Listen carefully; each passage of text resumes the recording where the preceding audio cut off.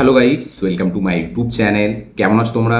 এখন আমরা কথা বলবো হচ্ছে Dhanush starrer upcoming much awaited film, যেটা ধনুষ নিজেই ডিরেক্ট করেছে। ফিল্মটার নাম হচ্ছে ইডলি কড়াই। এতে ধনুষের পাশাপাশি আমরা নিথিয়া মেনন এবং অরুণ বিজয়কে দেখতে পেতে চলেছি।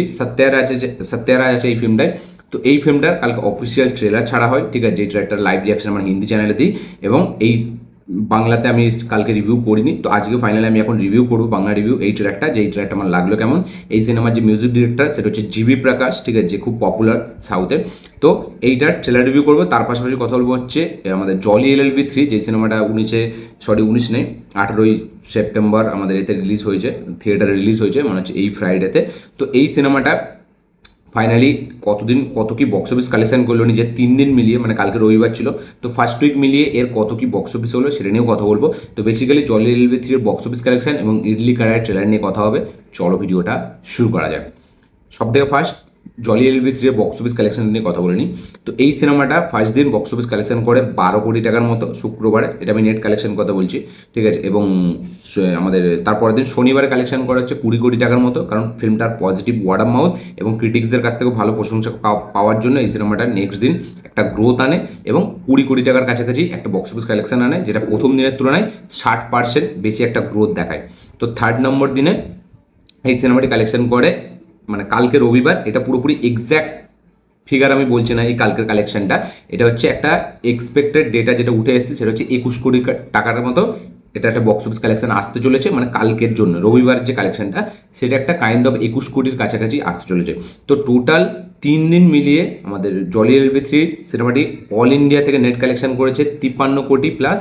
আচ্ছা, ইন্ডিয়া থেকে গ্রস কালেকশন করেছে 39 কোটি, ওভারসিজ থেকে এই সিনেমাটা কালেকশন করেছে 11 কোটি, এবং ওয়ার্ল্ড ওয়াইডে টোটাল 3 দিন মিলিয়ে জলি LLB 3 কালেকশন করেছে হচ্ছে আমাদের 50 কোটি টাকার মতো। ইয়েস, 50 কোটি। এটা একটা অ্যাকচুয়ালি ওয়ার্ল্ড ওয়াইডটা যেটা, এটা একটা রাফ ডেটা হিসাবে, এই ওয়ার্ল্ড ওয়াইডটা আরও বাড়বে, কারণ নেট কালেকশনই শুধুমাত্র 53 কোটি টাকা।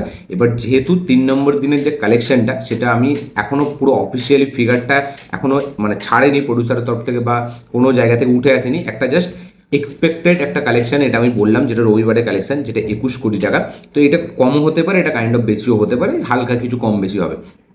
বাট ইন্ডিয়া থেকে অলরেডি 3 দিনে এই রাফ ডেটাটা মিলিয়ে, ঠিক আছে, যেটা এখন উঠে এসছে সেটা মিলিয়ে টোটাল 3 দিনে 53 কোটি টাকা বক্স অফিস কালেকশন করেছে জলি LLB 3। তো একটা যেহেতু খুব মানে ভালো ওয়ার্ড অফ মাউথ পাচ্ছে ফিল্মটা এবং পজিটিভ রেসপন্স পাচ্ছে, যার কারণে ফিল্মটা ডে বাই ডে একটা নাম্বারসটা বাড়ছে, কারণ ওপেনিংটা খুবই কম ছিল 12.5 কোটি টাকার মতো, বাট ফিল্মটা নাকি খুব ভালো হয়েছে। আমি যদিও দেখিনি ফিল্মটা এখনও, তো আমি জানি না দেখবো কিনা, এখন যখন ওটিটিতে আসবে তখন দেখবো। তো বাট ফিল্মটা রেসপন্সটা ভালো পাচ্ছে, এটা দেখে আমার বেশ ভালো লাগলো যে অক্ষয় কুমারের আবার কোনো সিনেমা খুব ভালো বক্স অফিস কালেকশন করছে। তো দেখা যাক ফাইনালি কোথায় গিয়ে বক্স অফিস কালেকশনটা থামে এবং কত কোটি টাকার বক্স অফিস কালেকশন করে জলি LLB 3। তো এই কালেকশনটা জেনে আপনাদের কি বক্তব্য, কি মতামত, কি রিয়াকশন অবশ্যই কমেন্টে লিখে জানাবেন।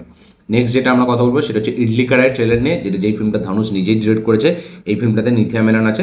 তো এই ফিল্মটা কালকে অফিসিয়াল ট্রেলার ছাড়া হয়, আমি ট্রেলারটা দেখি, আমি দুবার দেখি ট্রেলারটা, এবং আজকে সকালেও একবার দেখি। তো কালকে আমি লাইভ রিয়াকশন দিই, ঠিক আছে, ফিল্মটার এই ট্রেলারটার, এবং সেটা আমার হিন্দি চ্যানেলে অ্যাভেলেবেল আছে, অবশ্যই কি আপনারা চেক আউট করবেন।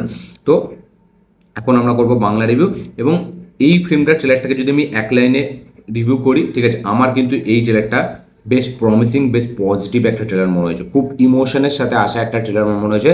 ফিল্মটার মধ্যে যে ইমোশনটা, বাবা মায়ের স্বপ্নকে ধরে রাখা, ঠিক আছে, তাদের একটা জিনিস যেটা নিজের খুব কাছের ছিল, সেই জিনিসটাকে না ভুলে যাওয়া, সেই রুটটাকে না ভুলে যাওয়া, তো এই জিনিসটাকে এখানে এই ফিল্মটা যেভাবে দেখাচ্ছে সেটা কিন্তু খুব হেভি।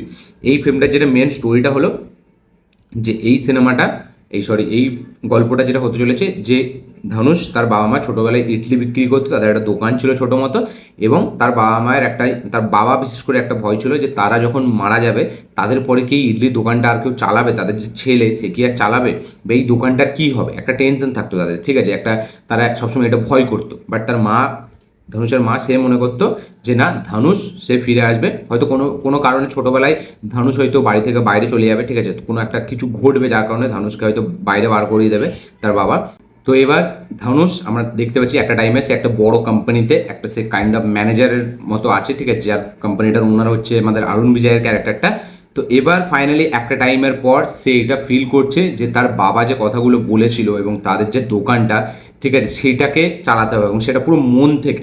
ঠিক আছে, মানে একটা জিনিস যে রান্নাটা করছিল তার বাবা, সেটা কিন্তু সেখানে একটা কথা তার বাবা বলেছিল, দেখুন পুরোটাই আছে তামিল ল্যাঙ্গুয়েজে, আমি যেটুকু সাবটাইটেলস বুঝতে পেরেছি সেইটুকু দেখেই আমি কিন্তু গল্পটা বলছি। ঠিক আছে, এবং আমি শিওর গল্পটা এটাই হবে। ঠিক আছে, তো তার বাবা একটা সবসময় কথা বলতো যে খাবার বানাচ্ছে সেটা কিন্তু শুধু মাল মশলা দিয়ে বা এমনি কিছু নয়, খাবারটা বানাতে হয় মন থেকে, খাবারের স্বাদটা তবেই আসবে যদি মন থেকে, বটম অফ হার্ট থেকে তুমি যদি সেই জিনিসটাকে করো। তো এবার ধানুষ সেটা রিয়েলাইজ করছে একটা টাইমের পর, এবার সে কোম্পানিটা ছেড়ে দিয়ে সে আসছে তার এই গ্রামে এবং তাদের দোকানটাকে আবার নতুন করে খুলছে, ইডলি বিক্রি করছে, এবং তার ওয়াইফ হচ্ছে নিথিয়া মেননের ক্যারেক্টারটা। এবং অরুণ বিজয় যেহেতু সে চলে এসেছে, কারণ সে আসার পর থেকে 15% তাদের প্রফিট শেয়ার বেড়ে গিয়েছিল এবং তারা প্রফিট 15% আরও বেশি আসছিল, এবং তাদের ধানুষ থাকাকালীন তাদের কোম্পানিটা হেভি চলছিল কারণ সে হেভিভাবে ম্যানেজ করে চালাচ্ছিল। এবার অরুণ বিজয় সে এটার বিরুদ্ধে হয়ে যাচ্ছে যে সে কেন ছেড়ে চলে এসছে, এবং তার জন্য সে অনেক কিছু টাকা ইনভেস্ট করেছিল, বাট এখন সে সব কিছু তার ধ্বংস করে দিতে চায় ধানুষের, কারণ সে ফিরে চলে এসছে সেখান থেকে।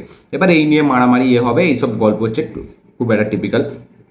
এটা খুব সিম্পল গল্প, এমন না যে প্রচুর নতুন কিছু। ঠিক আছে, নিজের বাবার স্বপ্ন, নিজের বাবা মায়ের স্বপ্নকে বাঁচিয়ে রাখতে সে আবার ব্যাক করবে।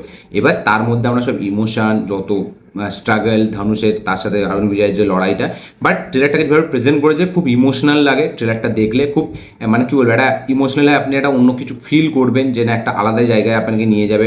যারা যারা নিজেদের বাবা মাকে যারা হারিয়েছে, তাদের যদি কোনো স্বপ্ন থেকে থাকে, তারা এই জিনিসটাকে ভালোভাবে রিলেট করতে পারবে। খুব হেভি ইমোশনের ব্লেন্ড আছে এই সিনেমাটার মধ্যে, এবং মিউজিক, জিবি প্রকাশ মিউজিকটাকে দারুণভাবে এখানে ব্যবহার করা হয়েছে, কারণ একটা দিকে মিউজিকটা কখনো বাড়ছে কখনো কমছে, তো এই জিনিসটা, এবং জিবি প্রকাশ সে কিন্তু শুধুই যে রক মিউজিক বানাবে এরকম না, সে কিন্তু ইমোশনালও দারুণ দারুণ কিন্তু মিউজিক ক্রিয়েট করতে পারে ইমোশনাল সিনে, বা যেখানে যেরকম ইমোশন সেখানে সেরকম মিউজিক সে কিন্তু দিতে পারে। এবং ধানুষ বরাবরই বলেছে জিবি প্রকাশ কিন্তু অন্যতম একটা সেরা মিউজিক ডিরেক্টর, এবং আমারও খুব পছন্দের জিবি প্রকাশ, জেক্স বিজয়, আমাদের ওর নামটা ভুলে যাচ্ছে, কালকিতে মিউজিক দিল, নামটা ভুলে যাচ্ছে আমি এখানে,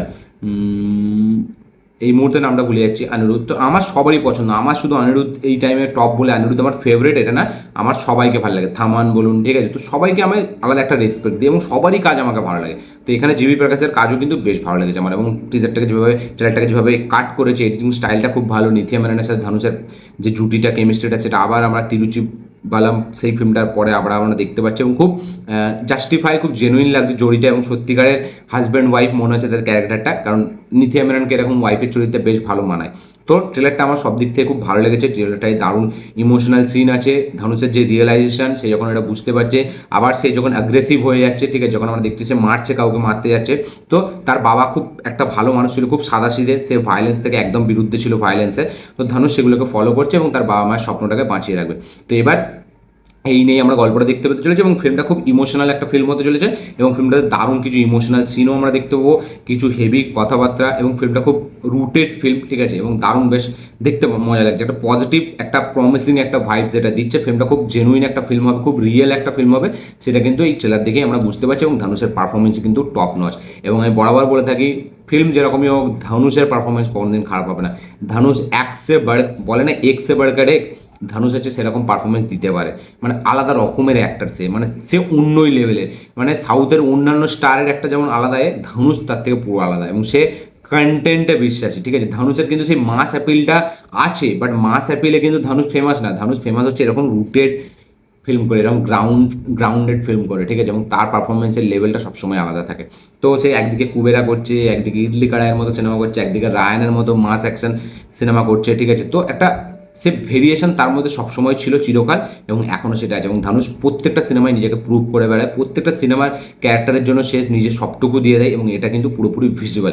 আপনি ধানুষকে দেখলে আপনার মনে হবে সে কতটা সৎভাবে এই ফিল্মটাকে কাজ করেছে, মানে আপনি যে কোনো ফিল্মে দেখবেন ধানুষকে দেখবেন, মানে সে তার যে কাজটা করেছে সে পুরো পিওর হার্ট থেকে করেছে, পুরো মন থেকে, সে ছোটো বাজেটের ফিল্ম হোক, লং বাজেটের ফিল্ম হোক, বড় বাজেটের ফিল্ম হোক, যত যাই হোক, সে কাজটা কিন্তু খুব মন দিয়ে করে। তা আমার কিন্তু ধানুষকে বরাবরই ভালো লাগে, তার স্ক্রিপ্ট সিলেকশন, তার পারফরমেন্স, তার অ্যাক্টিং লেভেল, সে একটা ক্যারেক্টারের জন্য কতটা কি দিতে পারে, সব কিছুই হেভি এখানে বেশ ভালো লাগছে। এবং অরুণ বিজয়কেও একটা যে কোম্পানির ওনার সেই হিসাবে তাকেও যেরকম দেওয়া হয়েছে সেটাও ভালো। তো সব কিছু মিলে ট্রেলারটা আমার খুব পজিটিভ এবং খুব ফিল গুড ব্যাপার আছে ট্রেলারটা, এবং দেখলে একটা আলাদাই আপনার একটা ইমোশন আপনাদের মধ্যে তৈরি করবে, যারা যারা নিজের বাবা মাকে হারিয়েছে তাদের কথা মনে পড়ে যাবে।